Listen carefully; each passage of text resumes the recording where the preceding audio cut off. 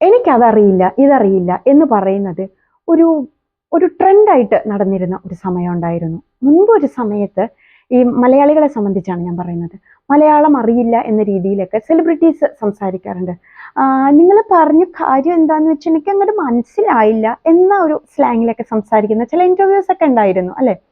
അത് കഴിഞ്ഞിട്ട് വരുമ്പോൾ കുക്കിങ്ങിനെ കുറിച്ച് ചോദിക്കുമ്പോൾ പിന്നെ കുക്കിംഗ് ആണ് അറിയില്ല എന്ന് പറയുന്നത്.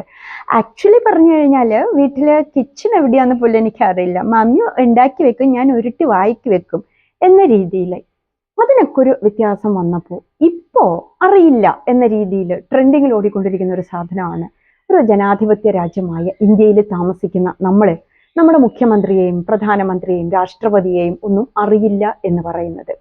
എന്തുകൊണ്ടാണ് ഇങ്ങനെ എന്നറിയില്ല. അത് ചില ആളുകൾ പറയുന്നുണ്ട് അതൊക്കെ രാഷ്ട്രീയപരമായ കാര്യങ്ങളല്ലേ, ഞങ്ങൾക്ക് പൊളിറ്റിക്സിലൊന്നും താല്പര്യമില്ല എന്നുള്ളത്.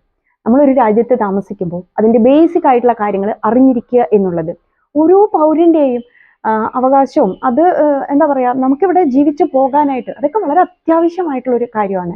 അപ്പോൾ കുറേ അറിവൊക്കെ തലയിൽ നിറച്ച് ബ്രെയിൻ റോട്ട് സംഭവിക്കുന്ന ഈ കാലഘട്ടത്തിൽ അറിയേണ്ടുന്ന ചില കാര്യങ്ങൾ നമ്മൾ അറിഞ്ഞിരിക്കുക തന്നെ വേണം എന്ന് കുട്ടികളെ പറഞ്ഞ് മനസ്സിലാക്കണം.